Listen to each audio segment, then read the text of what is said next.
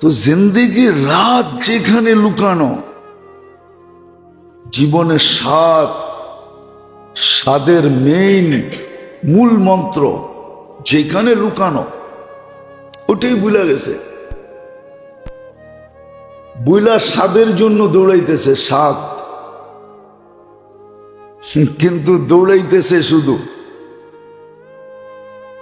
বড় সুন্দর দিছে। মাঝে মাঝে দেখবেন, এখন দেখা যায় না,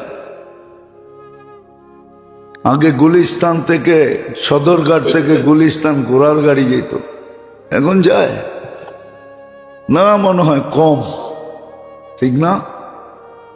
হ্যাঁ, এখন তো আসাও হয় না শুক্রবার ছাড়া, তেমন দেখিও না। তো এরা ঘোড়াকে চালানোর জন্য ঘোড়ার সামনে ঘাস বান্ধা দেয়,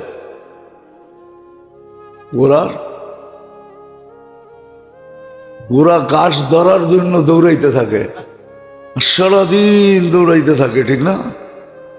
হ্যাঁ, ওই ঘাস কিন্তু সামনেই থেকে যায়, ঘোড়া ওটাকে সারাদিনে দৌড়ায় পায় না। ওই সন্ধ্যাবেলা যখন কামানি শেষ, মালিক ঘরে যাবে, তখন নিয়ে ওইটা খুলেই ওর সামনে রাখে। আমরাও সুখের আশায় দৌড়াইতেছি, কিন্তু যেখানে জীবনের স্বাদের মূল মন্ত্র, ওইটাকেই ভুলে গেছি,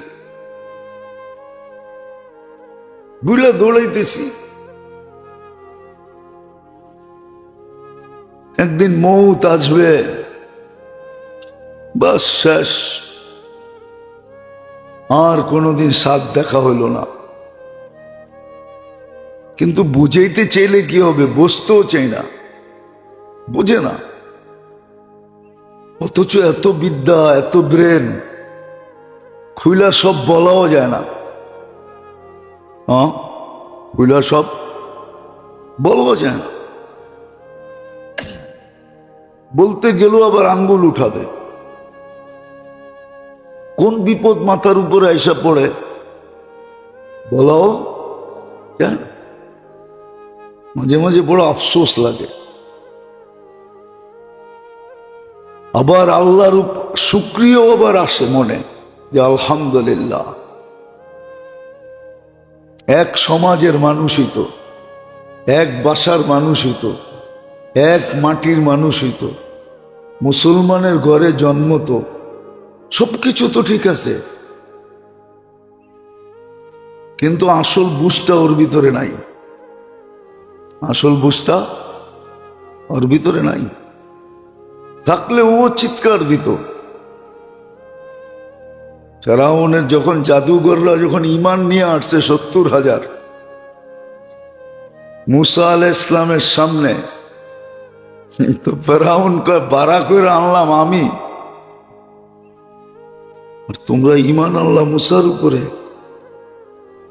আমি তো বাড়া করে আনছিলাম জিতার জন্য, আর বাড়াও তো করছি কোনো কম টাকা দিয়া না, এক একজনরে মামগি টাকা দিয়া।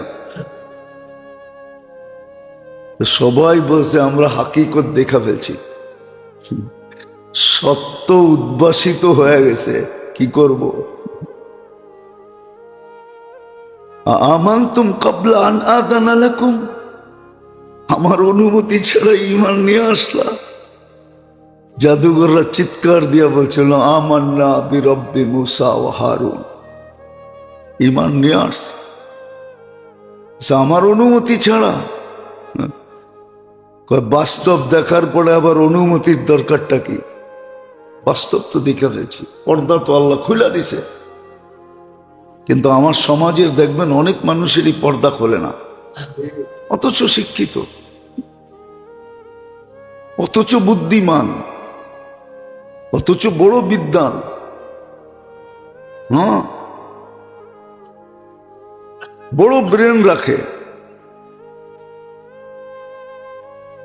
কিন্তু সামান্য দুনিয়ায় একটু প্রসিদ্ধ হওয়ার জন্য, একটু সেলিব্রিটি হওয়ার জন্য, একটু সামান্য বাংলো সাংলো গাড়ি হওয়ার জন্য একটু বাপ হওয়ার জন্য মাঝে মাঝে কিন্তু আল্লাহ দেখায়। আপনারা দেখেন কিনা জানি না, আমি জানেন দেখেন। মাঝে মাঝে কিন্তু আল্লাহ দেখায়, মাঝে মাঝে আল্লাহ দেখায়।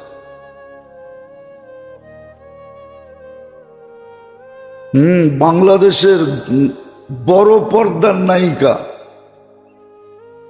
বস্তিতে বাস করে, কিচ্ছু নেই।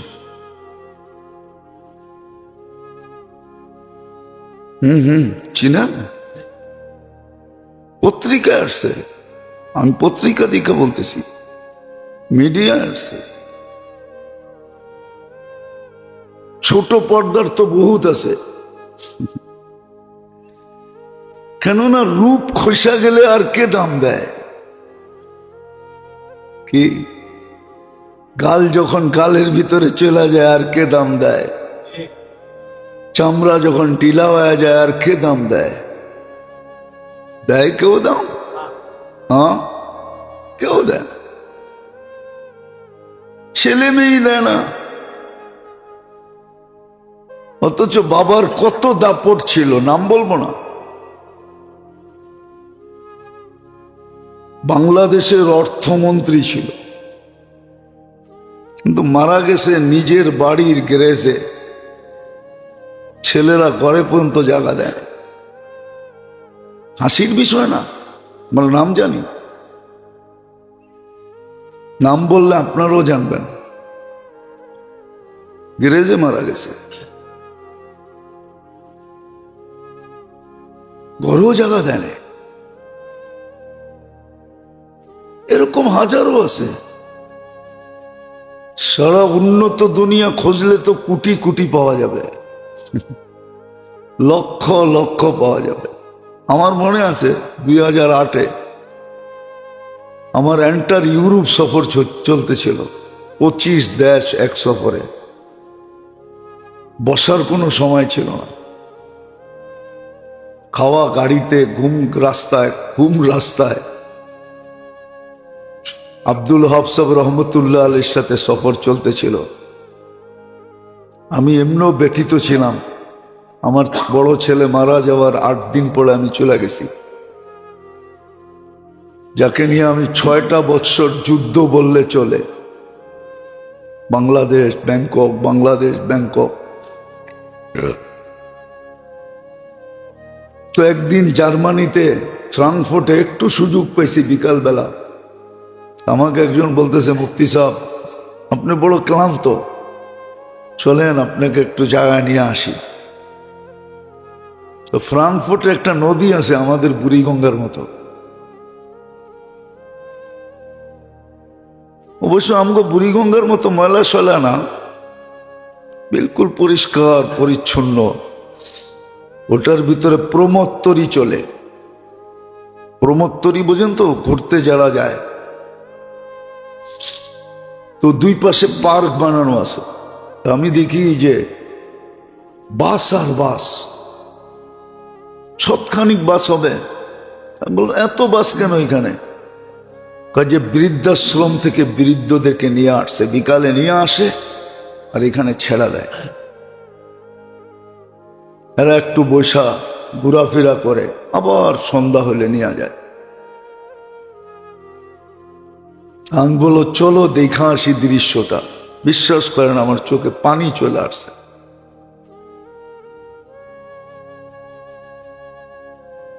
তো বলতেছিল, হুজুর এখানে এমনও লোক আছে যারা এক সময় মিডিয়ার শিরোনাম ছিল। জার্মানি মিডিয়ার শিরোনাম ছিল। শিরোনাম বোঝেন তো? যারা হা করতে দেরি, সাংবাদিকরা শুধু তাকায় তাকে হা করতে দেরি, ওটা ছাপাইতে দেরি করে না। যেমন আমাদের ইনুস সাহেব হা করতে দেরি, সাংবাদিকরা কি ছবি আর ছাপাইতে দেরি করবে না, ঠিক না? এইখানে এরকম শত শত লোক আছে। কবির কথা যেন মৃত্যুর আগেই সত্য হয়ে গেল, মিলে খাক মে আহলে শাহ কেসে কেসে। কত বড় মরার আগেই মাটিতে মিশা গেছে, ঠিক না? একটা কাহিনী মনে উঠলো, আমি কাহিনীতে অভ্যস্ত না, কিন্তু সত্য কাহিনী এই জন্য বলতেছি। ইরানের শাহ যখন ছিল, এই খমিনির আগে শাহর রাজত্ব যখন চলতেছিল, শাহর একাধিক বিবি ছিল, স্ত্রী। তো শাহর এক বিবি ছিল, একদিন সে মার্কেট করবে, তো শাহ অর্ডার দিছে কোন মার্কেটে? অমুক সুপার মার্কেটে। নামি দামি মার্কেট আছে না, বসুন্ধরা, তারপরে কি যমুনা ফিউচার, মনে করেন যমুনা ফিউচারই। শাহ হুকুম দিছে সেলসম্যান আর মালিক ছাড়া কোনো লোক এখানে থাকতে পারবে না, আজকের জন্য ক্লোজ। শুধু আমার স্ত্রী যাবে, সে পুরা মার্কেট থেকে ঘুরবে, যা পছন্দ হবে কিনবে। রানী না, তার সিকিউরিটির ব্যাপার আছে। তো বাজার করে চলে আসছে। এক সপ্তাহ পরে জানি কি হয়েছে, স্ত্রীকে তালাক দিয়ে দিছে। এই স্ত্রীকে তালাক দিয়ে দিছে। তো আবার এক মাস পরে এই মেয়ে মহিলাই ওই মার্কেটে গেছে। এখন তো সে আর রানী না, এখন কি কি পাবলিক, ঠিক না? প্রথমবার গেছে কি হিসাবে, এখন সাংবাদিকরাও সাংবাদিক হয়, ঠিক না? লেখকরাও। আরেকটা কইলাম না আর কি। এরা লিখছে, আরবি পত্রিকায় পড়ছি আমি, ছবি সহ ছিল। তো সাংবাদিক লিখছে, মালিকাতু ইরান দুফিনাত ফি তুরাবিন নিসিয়ান। ইরানের রানী বুলের মাটিতে 1 মাসের ভিতরে দাফন হয়ে গেছে। 1 মাস আগে ছিল রানী, এখন কি পাবলিক। ওই রানী তো মরে গেছে, দাফন হয়ে গেছে। এরকমই মরার আগেই মাটিতে দাফন হয়ে গেছে। আমাকে বলতেছিল, হুজুর এখানে এরকম এরকম লোক আছে যারা এক সময় জার্মানি মিডিয়ার শিরোনাম ছিল, শিরোনাম। বড় আফসোস লাগলো, বড় আফসোস। এক একজনের যে অবস্থা, একা একই জীবন, পার্কে বসা আছে। তো যেটা বুঝাইতেছিলাম, যেটা সবচেয়ে বেশি মূল্যায়ন করা দরকার ছিল, আমরা আজকে ওটার ব্যাপারে সবচেয়ে বেশি উদাসীন। যেখানে জিন্দেগির রাজ লুকানো ছিল, এই জীবনটা এনজয়ের রাজ, মূল মন্ত্র যেখানে লুকানো ছিল, ওটার ব্যাপারে আমরা উদাসীন। কসম খোদা, কসম খোদার। নাইলে একটা সন্তান, মা বাবা যখন বুড়া হয় না, তাকে এরকম পালা উচিত যেরকম বাচ্চা বেলা মা বাবা তাকে পালছে। কোলে উঠায় পালা উচিত, বুকে রেখা পালা উচিত।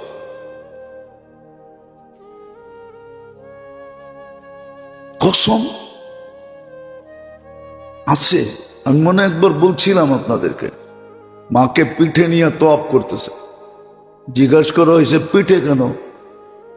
টেকনোলজির যুগ, হুইল চেয়ারও তো পাওয়া যায়, ইলেকট্রনিক চেয়ারও তো পাওয়া যায়, বৈদ্যুতিক হুইল চেয়ার মক্কা অ্যাভেলেবেল।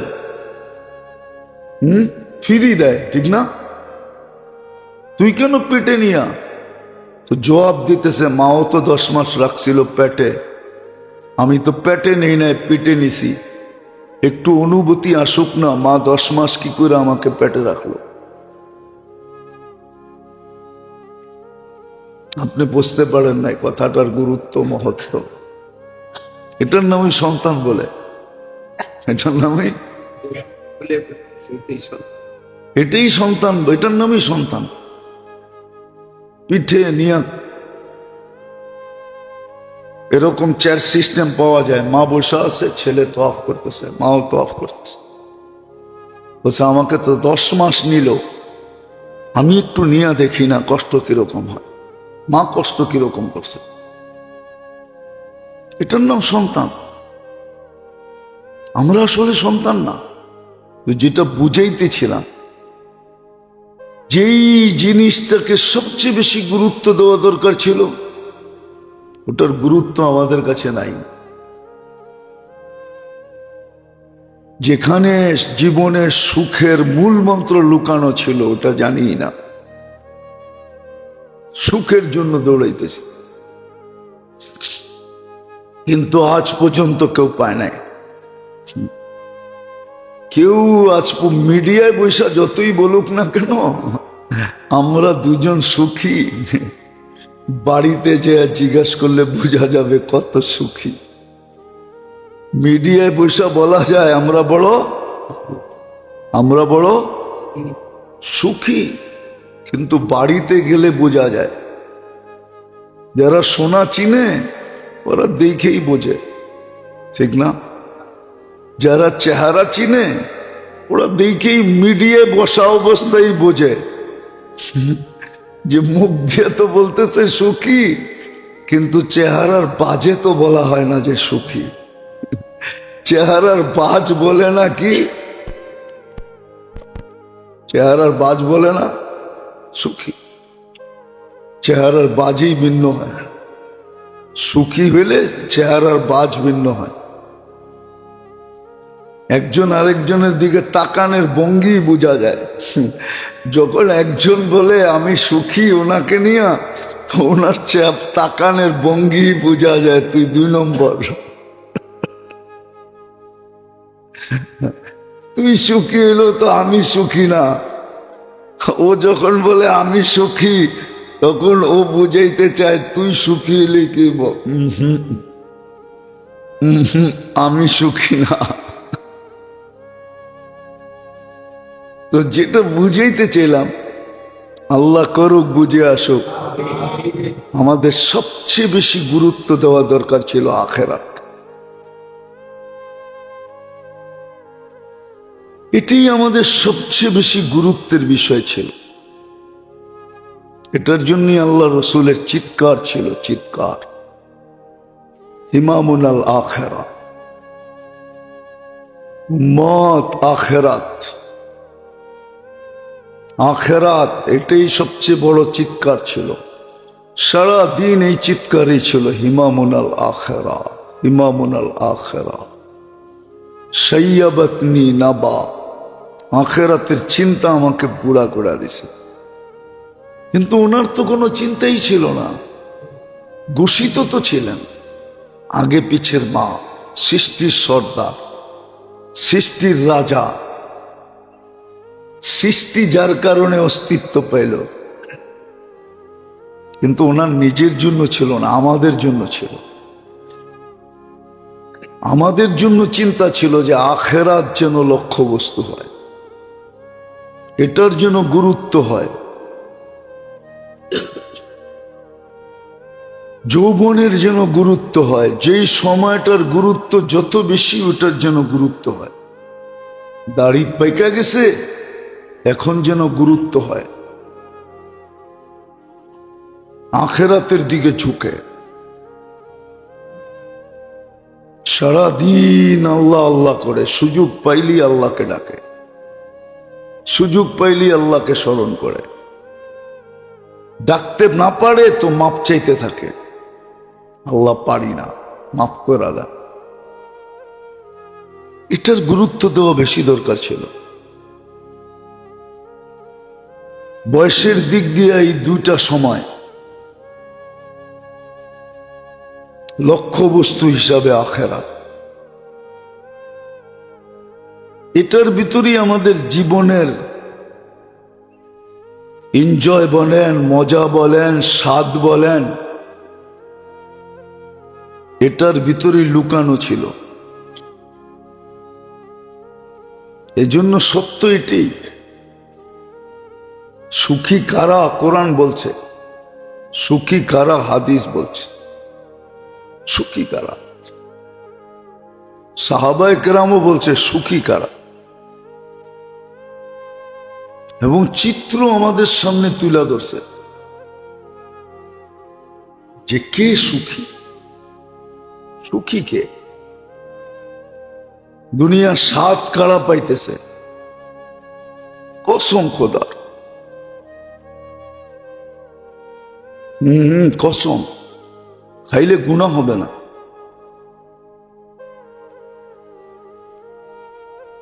বলে এক এক সময় এরকম স্বাদ আসে, এরকম স্বাদ সামনে আসে যে স্বাদ দেখেও বিরক্ত হয়।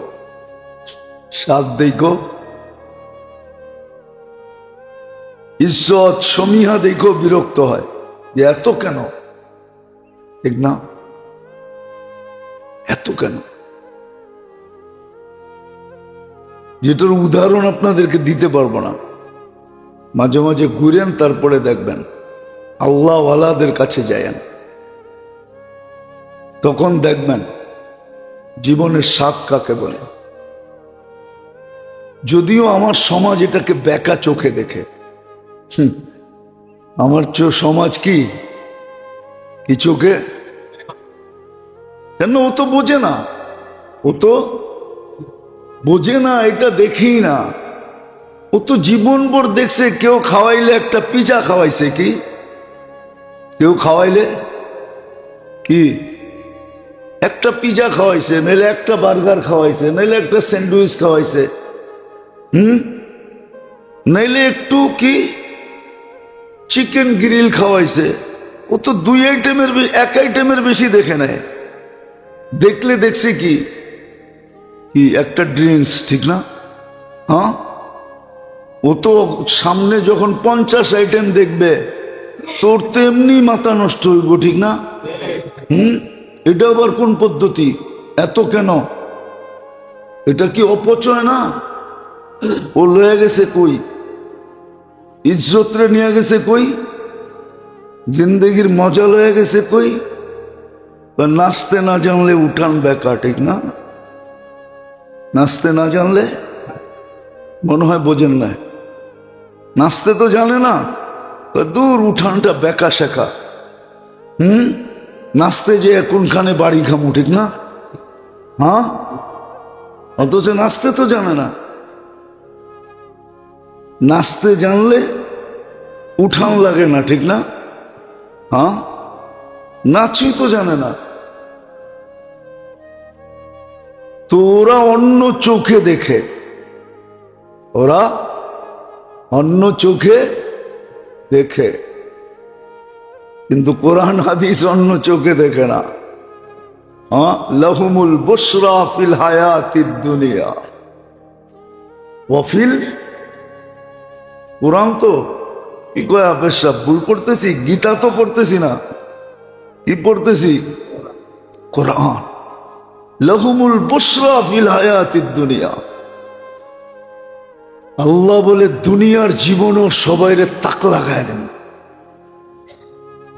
আখেরাত তো পুরেই রইল।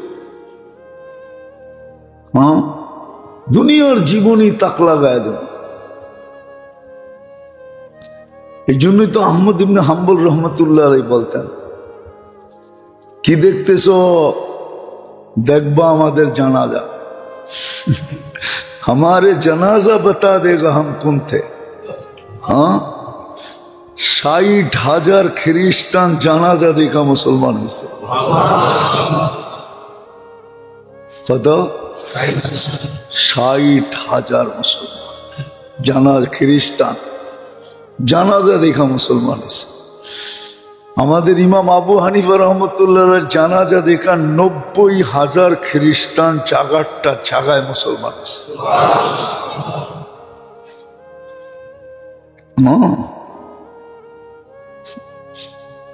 আপনি জানাজা দেখা বুঝবেন। দেখেন না করোনার সময় জোবায়ের আনসারি জানাজা ব্রাহ্মণবাড়িয়ায়, আশুগঞ্জে, দেখছেন, শুনছেন? 10 মিনিটে লক্ষ লোকের উপরে চলে আসছে, অথচ দুই পাশের গ্রামে লক্ষাধিক লোক নাই, লক্ষ কেন, আরো বেশি। 10 মিনিট আগেও বলছে পুলিশ 6 জনে জানাজা হবে, কিন্তু 10 মিনিটে পুরা ঢাকা সিলেট হাইওয়ে চাম, লোকে লোকারণ্য। আমি তো বলছিলাম এটি একটাও মানুষ না,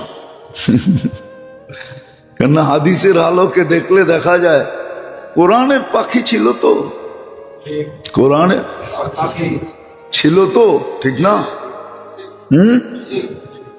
আল্লাহ বলে মানুষ পাঠাবো না, ফেরেশতা পাঠায় দিয়া তাক লাগায় দেন। ফেরেশতা আসতে তো সময় লাগে না, ঠিক না? আল্লাহ রসুলের কাছে মালাকুল মউত ঢুকছেন, আল্লাহ রসুল জিজ্ঞেস করছে আইনা আঁখি জিবরিল, সামাইল উলা, প্রথম আকাশে দেখা আসছি। কথোপকথন এখনো সব শেষ হয় না, পিছন থেকে সালাম দিয়া ঢুকছেন, আসসালামু আলাইকুম, আমি উপস্থিত, চলে আসছে। আরেক হাদিসে আছে না, চোরে ধরছে, সাহায্য চাইছে, তো চতুর্থ প্রথম চাইতেই নির্বাচিত হয়েছে এক ফেরেশতা চতুর্থ আকাশ থেকে। দ্বিতীয়বার চাইতে দেরি, 4 আকাশ অতিক্রম করতে দেরি করে নাই। তো ফেরেশতাদের তো অতিক্রম করতে দেরি হয় না, ঠিক না? 10 মিনিট তো অনেক লম্বা সময়।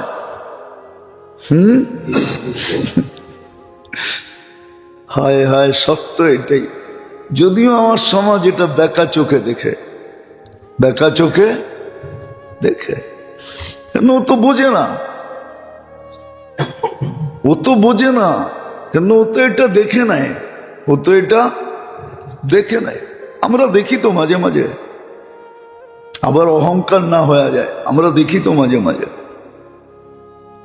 বিদেশে যখন যাই তো দেখি তো, আমাদের সাথেও তো কেউ যায়, প্লেনে তো কারো না কারোর সাথে পরিচিত। এমনি মিডিয়ার যুগ,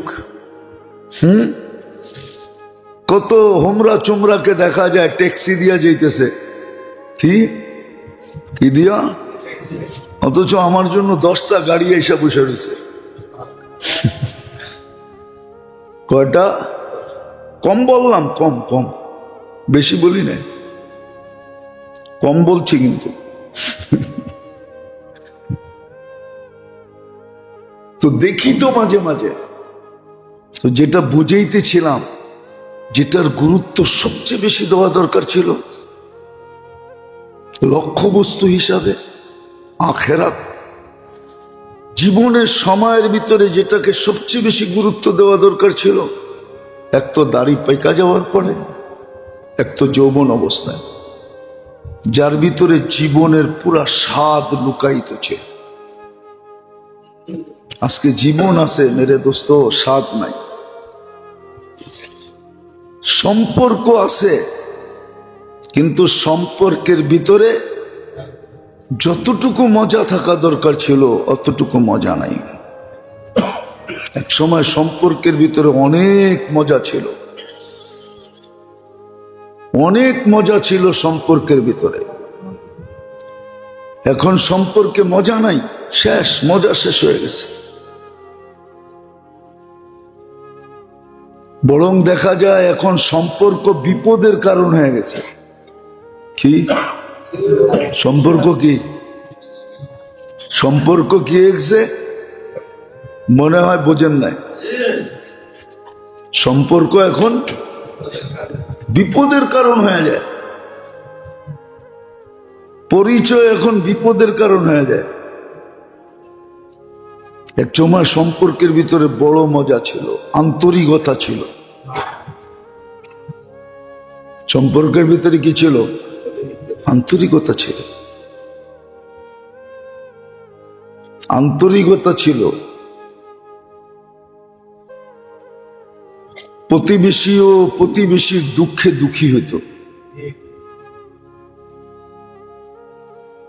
প্রতিবেশীর চোখে পানি দেখলে তার চোখেও পানি আসত, কিন্তু এখন নাই।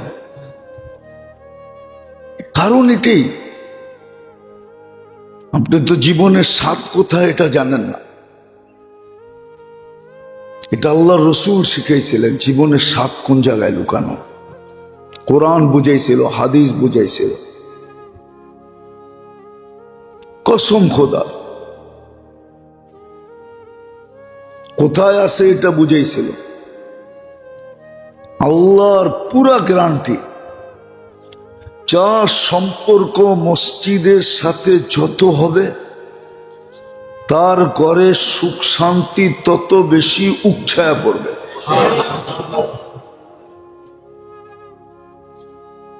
যেই ঘরের মানুষ যত বেশি নামাজি, ওই ঘরে সুখ শান্তি তত বেশি হবে।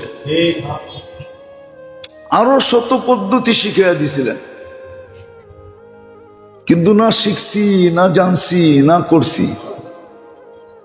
সময় পার হয়ে যেতেছে। রমজান কিন্তু চলে আসলো। আগামী সামনের মাসটাই রজব, পরের মাসটাই শাবান, তার পরের মাসটাই রমজান। কেটে যেতেছে, কিন্তু শিখতে চায় না। বুঝাইতে তো আমরা চাই, কিন্তু শিখতে চায় না।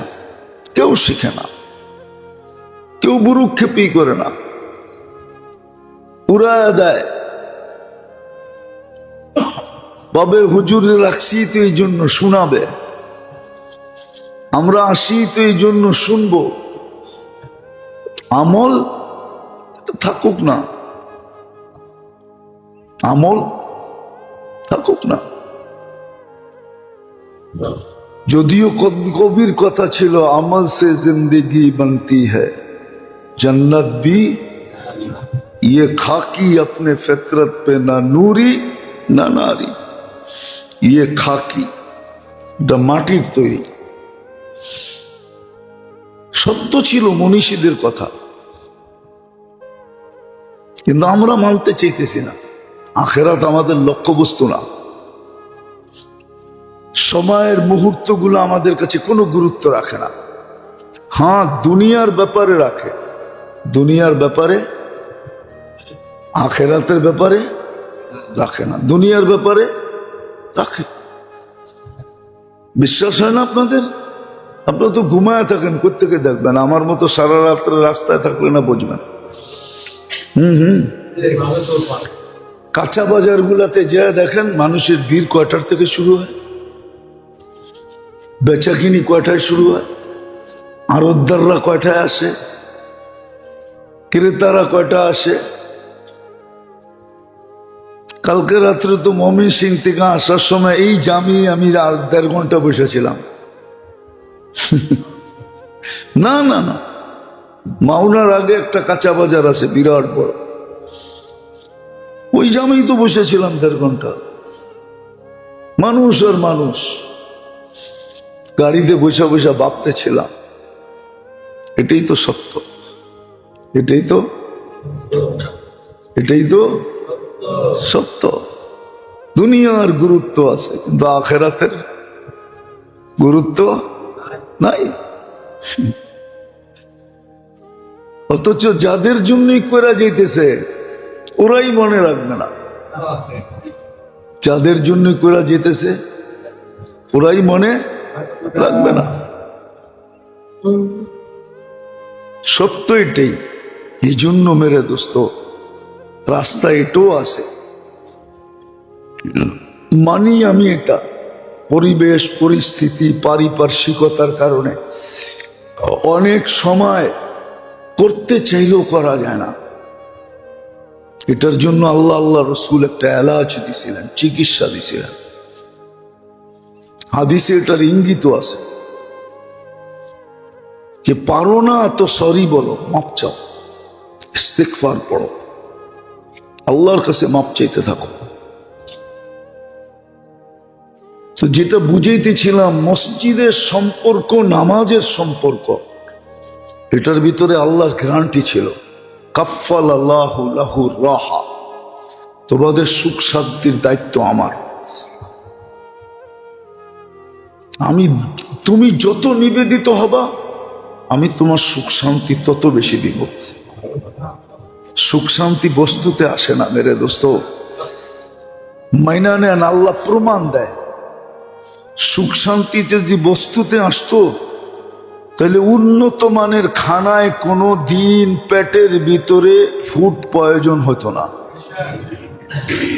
যত উন্নত মানের খানা আছে, দাওয়াত আছে, ওডি খাইয়েই মানুষের ফুড প্রয়োজন হয়। শাকসবজি খায় আজ পর্যন্ত কারো ফুড প্রয়োজন হয় নাই। আপনি আমাকে একটা প্রমাণও দিতে পারবেন না, ও ডাক্তাররাও দিতে পারবে না। পারবেন?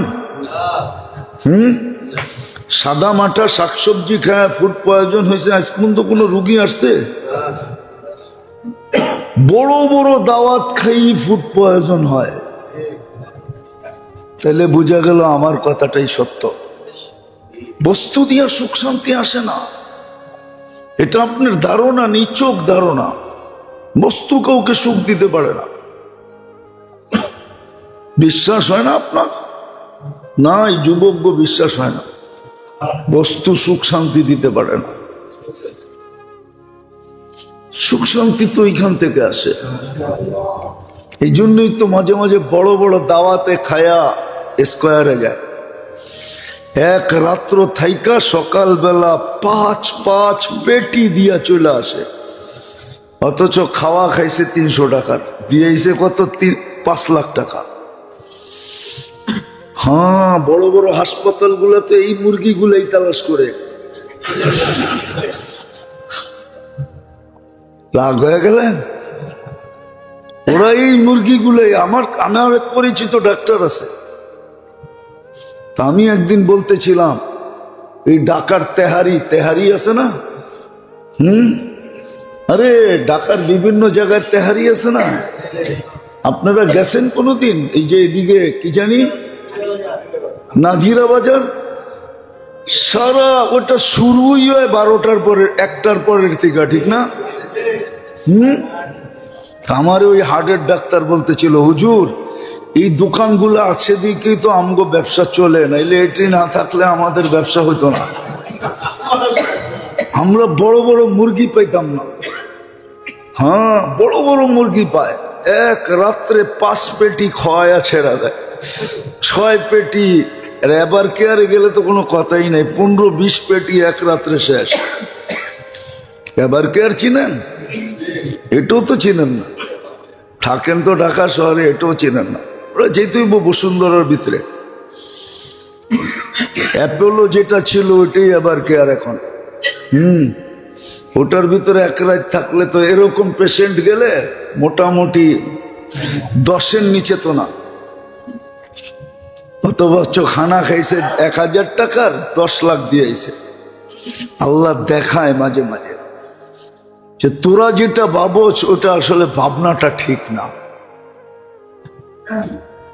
এই জন্য মেরে দোস্ত বুঝি, কাজে দিবে। মূল্যায়ন করি, শিখি, কাজে দিবে, নাহলে একদিন পস্তাওয়া কোনো কাজে দিবে না। হ্যাঁ, আজকে পস্তাইলে কাজে দিবে। এই জন্য হিন্দিতে বলে नदामत की आंसू गुनाहों को धुल देते हैं। नदामत की आंसू गुनाहों को धुल देते हैं। এখন অনুতপ্ত হয়ে যদি পানি ঘড়ায় তাহলে গুনাহ সব শেষ, দুজগুম বুঝা যাবে। আল্লাহ আমল করার তৌফিক দান করেন।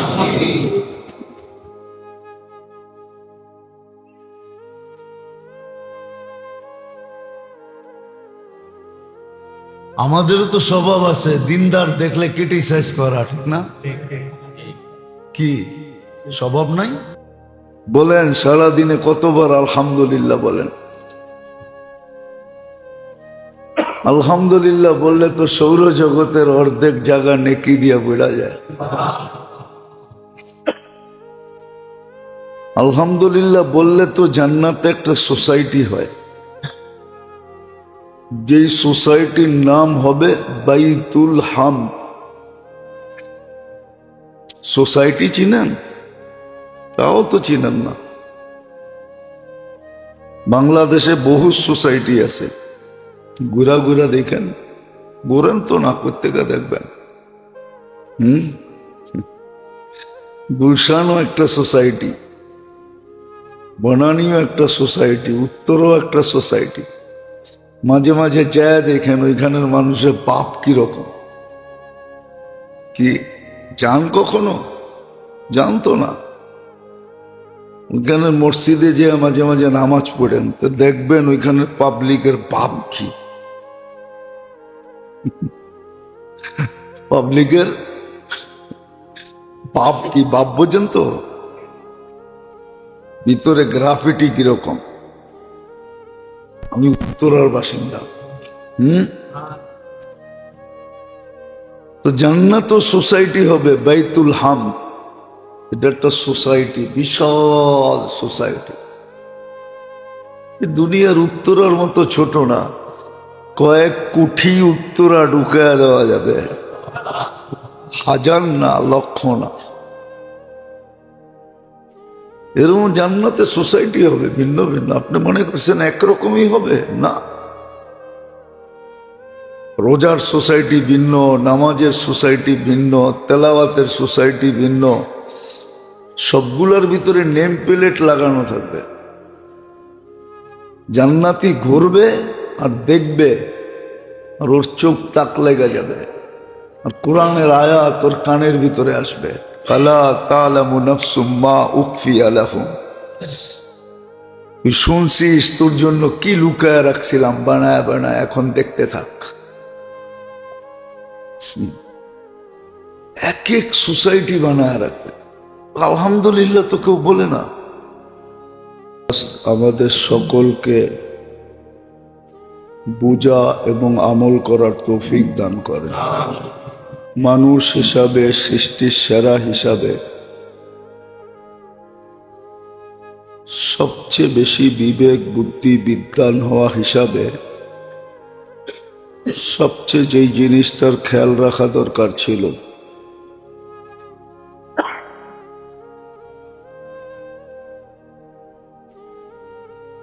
কেননা মানুষ লাভ পাইতেও অভ্যস্ত, লাভ দেখতেও অভ্যস্ত, লাভ নিতেও অভ্যস্ত। মানুষ লাভ চায়, লস চায় না, ঠিক না? ছোট একটা চায়ের দোকান দিয়েও চায় লাভ হোক, পানের দোকান দিয়েও চায় লাভ হোক, শিল্প দিয়েও চায় লাভ হোক। মানুষ লাভবান হতে চায়। যখন স্বভাবের ভিতরে লাভ আসে, অভ্যাসের ভিতরে, মনের ভিতরে, এটি মানুষের পছন্দ। মানুষ লাভবান হতে চায়। সেই হিসাবে উচিত ছিল যেই জিনিসটাকে সবচেয়ে বেশি গুরুত্ব দেওয়া, কিন্তু দেখলে দেখা যায় ওই জিনিসটার ব্যাপারে সবচেয়ে বেশি উদাসীন। আবার ঘোষণাও ছিল যে এইটাই বেশি লাভবান, চিরস্থায়ী, ক্ষণস্থায়ী না। আল আখিরাতু খায়রুন ওয়া আবকা। আখিরাতই সবচেয়ে বড় লাভবান জিনিস ছিল, আবার চিরস্থায়ীও ছিল। আবার আরেকটা শব্দ যোগ করা যায়, যার ভিতরে কোনো অংশীদারিত্ব নাই। দুনিয়ার তো অংশীদারিত্ব আছে, নাহলে কোরআন কেন বলবে লিসাইলি ওয়াল মাহরুম, হকুন লিসাইলি ওয়াল মাহরুম। আমার কাছে যা আছে এটার ভিতরে কিছু মানুষের অধিকার আছে, হক আছে, আমার কাছে পাওনা আছে। দুনিয়ায় তো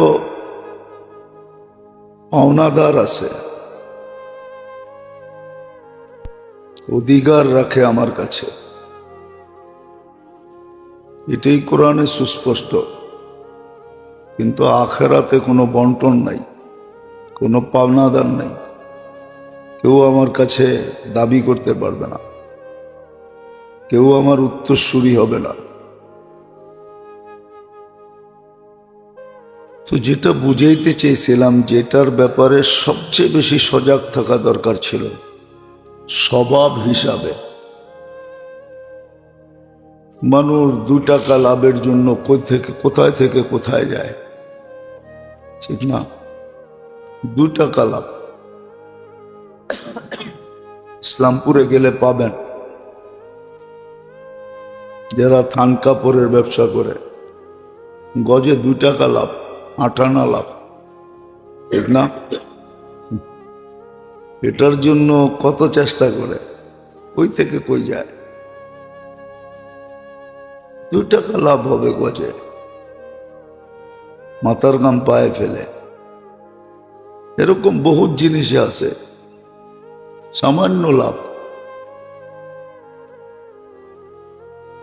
তো যেটার জন্য স্বভাব হিসাবে উচিত ছিল যেটাকে সবচেয়ে বেশি মূল্যায়ন করা, আজকে ওটা সবচেয়ে বেশি অবহেলিত। ওটার ব্যাপারে কারো কোনো চিন্তাই নেই, মাথা ব্যথাই নাই, হেডেকই নেই। সব স্বীকার করে, সব বোঝে, সব স্বীকার করে, সব বোঝে, এমন না যে বোঝে না।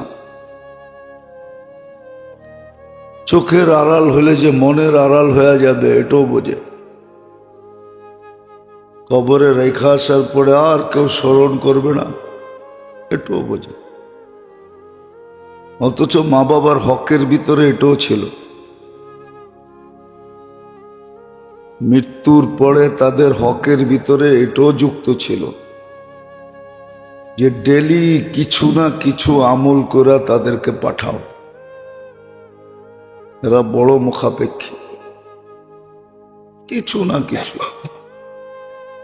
কমসে কম 3 বার কুল হু আল্লাহ পড়েই পাঠাও, 2 রাকাত নামাজ পড়েই পাঠাও। এটা তাদের পাওনা ছিল, আমাদের কাছে হক ছিল। কিন্তু বলেন এটা কয়জন আদায় করি?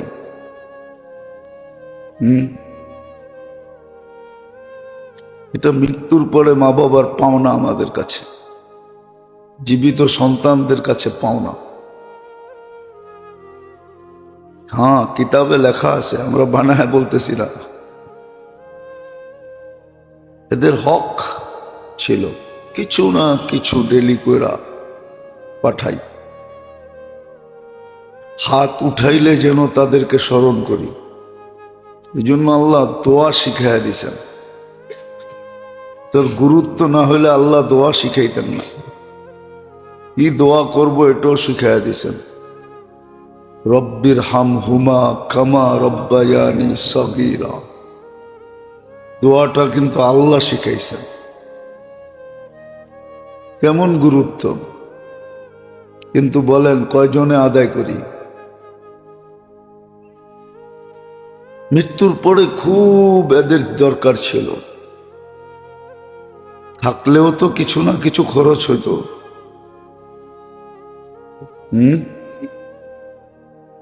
ডেলি 2-4 টাকা সদকা করা উচিত ছিল, দান করা উচিত ছিল এদের নামে। যে মা বাবার নামে ডেলি 2-1 টাকা,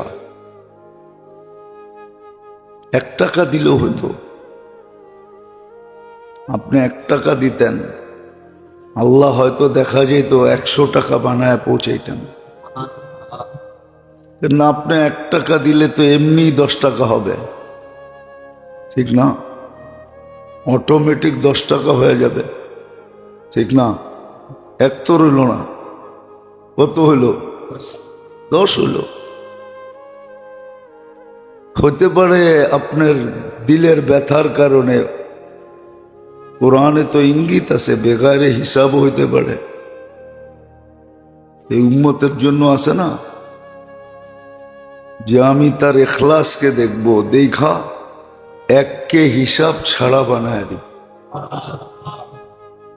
আমাদের নবীজি এই ব্যবস্থা করে গেছেন আমাদের জন্য।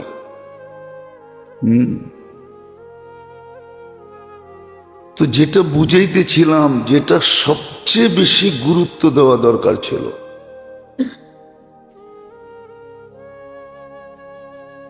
ওটা সবচেয়ে বেশি অবহেলিত। এরকম বয়সের ভিতরে যেই পর্বটাকে সবচেয়ে বেশি গুরুত্ব দেওয়া দরকার ছিল, ওই সময়টাই সবচেয়ে বেশি অবহেলিত। বয়সের ভিতরে যৌবনটাকে সবচেয়ে বেশি গুরুত্ব দেওয়া দরকার ছিল। যারাই যৌবনকে গুরুত্ব দিছে, যৌবনের পরে যখন আস্তে আস্তে বয়স বাড়তে শুরু করছে, তোর বেনিফিট বাড়তে শুরু করছে, তোর বেনিফিট বেড়ে যাবে। কিন্তু এই উম্মতের বয়সের বেনিফিট আছে, লাভ আছে। এটা তো বহুতবার শুনাইছি, বয়সের লাভ কি।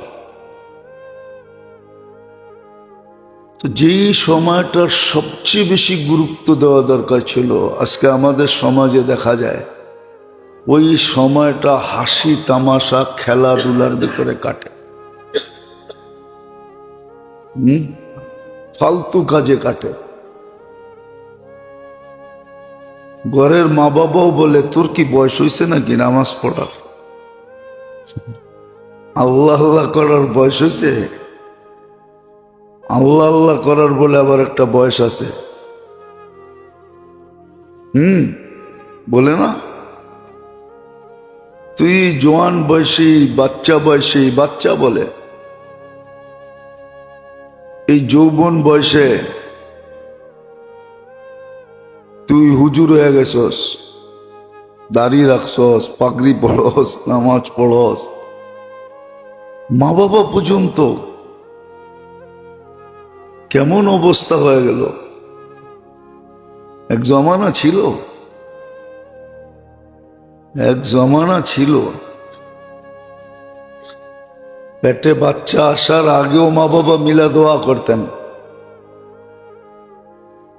আল্লাহ দুনিয়া আখেরাতের শীতলতা হইলে দিয়েন না, রে দিয়েন না।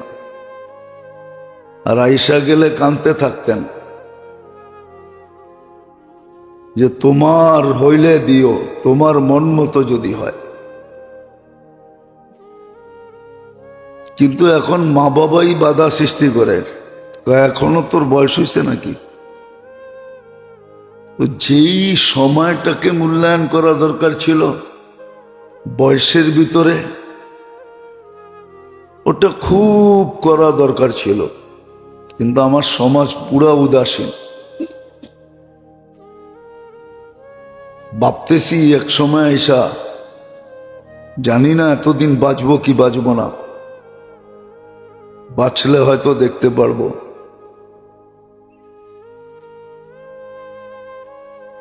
বলে না, এক সময় দেখা যাবে যৌবনের যে সময়টা, যৌবন যুবক যুবতীর ভিতরে বিলকুল ভাঙ্গা পড়বে। যুবক যুবতীর ভিতরে বিলকুল যৌবন ভাঙ্গা পড়বে। কারণ আমাদের সিস্টেম ভাঙ্গা গেছে, এলোমেলো হয়ে গেছে, এরকমই হয়ে যাবে। কিন্তু মুসলিম সমাজে এটা হওয়া উচিত ছিল না, মুসলিম যুবকদের মাঝে এটা হওয়া উচিত ছিল না। কিন্তু কি করব, হাম তো ডুবে হ্যাঁ সনম তুঝে লে ডুবেঙ্গে। আমরা তো অন্যের পিছে চলি, ওরা ডুবে গেছে, কতগুলো ডুবে ছাড়। আমাদেরকে ডুবানোর যত পদ্ধতি আছে সব স্লোলি, আস্তে আস্তে, সূক্ষ্মভাবে আমাদের ভিতরে পুশিং করতেছে। আর আমাদের যুবকরা এটাই খাইতেছে। এই জন্য কেউ সুন্দর লেখছে, গুনাহ মে লজ্জত হ্যায়, গুনার ভিতরে মজাই মজা। লেখছে গুনাহ জাতা রহেগা, লজ্জত জাতি রহেগি, গুনাহ বাকি রহেগা। মজাটা কতক্ষণ পরে চলে যাবে, শেষ, কিন্তু গুনাহ থেকে যাবে। গুনার ভিতরে মজাই মজা, এটার ভিতরে স্বাদ আছে। কিন্তু সাতটায় কয়েকদিন পরে চলে যাবে, কিন্তু গুনাহ থেকে যাবে। বয়সের ভিতরে আরেকটা পর্ব ছিল খুব দামি, বয়স্ক হওয়ার পরে, বুড়া হওয়ার পরে, দাড়ি পাকার পরে, এই সময়টাও খুব মূল্যবান। এই সময়টাও খুব মূল্যবান। কেননা আল্লাহ দাড়ি দেখেই লজ্জা পায়, সাদা দাড়ি দেখা লজ্জা পায়, এটা খুব মূল্যবান। কিন্তু দেখবেন সাদা দাড়িওয়ালারা বেশিরভাগই সময় কাটায় গপগুজারি করা। কি গপগুজারি করা? 3 জন 4 জন মিলা গপগুজারি করে, ইরাম তুরানের পেঁচাল পারে, আলতু ফালতু কথা বলে, জিগাইলে বলে টাইম পাস করতেছি। কি কি করতেছে? Time pass. তো যদি বলা হয় টাইম পাস হয় না, চলেন দিয়েই আজিমপুর, কিন্তু এটা তো রাজি হবে না। এই সময়টা বড় দামি ছিল, এক যৌবন, এক দাড়ি পাকার পরে। কেন দাড়ি পাকারওয়ালাকে আল্লাহ লজ্জা পায়, কিন্তু ওই সময়টাও ফালতু কাটে। যৌবনটা যেরকম ফালতু কাটে, এটাও তেমনই ফালতু কাটে। যৌবনটাও ফালতু, ওটাও ফালতু। তো আমি যেটা বুঝাইতেছিলাম, খুব মনোযোগ দিয়ে বসতে হবে, নাইলে কাজে দিবে না, ভিতরে ঢুকবে না। আমরা তো চাই দিলের ভিতরে ঢুকায় দিতে, কিন্তু মনোযোগ না দিলে দিলে ঢুকবে না, ঘুমায় গেলে বুঝে আসবে না। সজাগ থেকে শুনতে হবে। যে জিনিসটা সবচেয়ে বেশি মূল্যায়ন করা দরকার ছিল,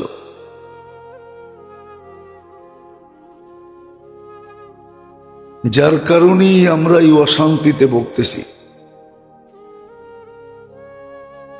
কোনো মানুষের মুখ দিয়ে আলহামদুলিল্লাহ বাহির হয় না, কেউ আলহামদুলিল্লাহ বলতে পারে না। আলা কুল্লি হাল তো বাকি দিলাম, রাইখেই দিলাম।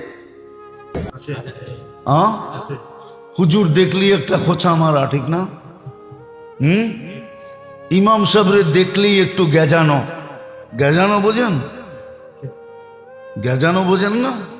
এটাও মনে বোঝেন না। ঢাকা তো থাকেন, গেজানো বোঝেন না? ঢাকায় শব্দ, ঢাকায় করে জিজ্ঞাসা করেন গেজানো কারে কয়, এটা বুঝিয়ে দিব না আপনারে। আঙ্গুলি করতে তোমাকে খুব ভাল লাগে, ঠিক না? আসতেছে দিন আমরাও আঙ্গুলি করব। আজকে মজা নিতে ভাল লাগে, আসতেছে দিন।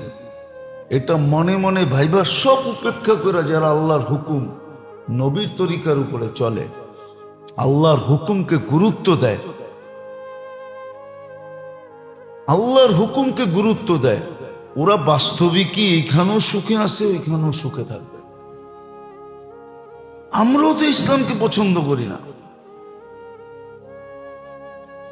এই জন্য কথার শুরুটা ছিল আল্লাহর হুকুম আহকামের গুরুত্ব আপনি দিবেন না।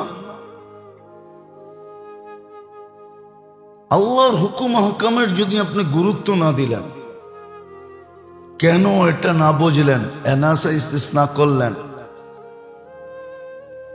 তাহলে দুনিয়া তো চলে যাবে, এইখানেও আপনি সুখ পাবেন না, ওইখানেও পাবেন না,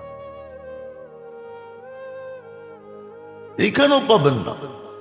আলহামদুলিল্লাহ যারা গুরুত্ব দিতেছে চুপে চাপে, সব কিছু উপেক্ষা করে যারা গুরুত্ব দিতেছে, সব কিছুকে উপেক্ষা করে, শুধু মনে মনে বলে ইন তাসখারু মিন্না ফা ইন্না নাসখারু মিনকুম কামা তাসখারু। আজকে আমাকে আঙ্গুলি করতে তোমাকে খুব ভাল লাগে, ঠিক না? আসতেছে দিন আমরাও আঙ্গুলি করব, আজকে মজা নিতে ভাল লাগে, আসতেছে দিন। এটা মনে মনে ভাইবা সব উপেক্ষা করে যারা আল্লাহর হুকুম নবীর তরিকার উপরে চলে, আল্লাহর হুকুমকে গুরুত্ব দেয়, আল্লাহর হুকুমকে গুরুত্ব দেয়, ওরা বাস্তবিকই এইখানেও সুখে আছে, ওইখানেও সুখে থাকবে, এইখানেও ওদের কাছে শান্তি আছে, ওইখানেও ওদেরকে শান্তি আছে। আপনি বুঝবেন না, কোন দিক দিয়া দেখায়া কোন দিক মারবে এটা আপনি বুঝবেন না। একটা প্রবাদ বাক্য আছে, বলবো বুঝবেন? জোলা চিনেন? জোলা কি কি কি? তাঁতি, তাঁতি। এটারে আমাদের পুরান যুগের ভাষায় বলে কি? তো শিয়াল নাকি আসছে, তো ডেকি আসিল, ডেকি ছিলেন তো যাইয়া ডেকি রে ধরছে। তো শিয়াল মনে মনে হাসতেছে, এত বড় ডেকি উঠাইতেও পারবি না, মারতেও পারবি না। কিন্তু ও তো ডেকি দেখায়া, নাইল চিনেন? নাইল, তাঁতিদের সুতা ইয়ে করার জন্য ছোট ছোট কাঠি থাকে, কাঠি, কাঠের খুব ওজনওয়ালা মজবুত, এটারে নাইল বলে। ওটা মাইরা দিয়ে আর মাথা ফাটায়া দিছে। তো শিয়াল যাইতেছে আর বলতেছে, বুঝলাম না জোলার বাইল, দেখাইলো ডেকি, মারলো নাই।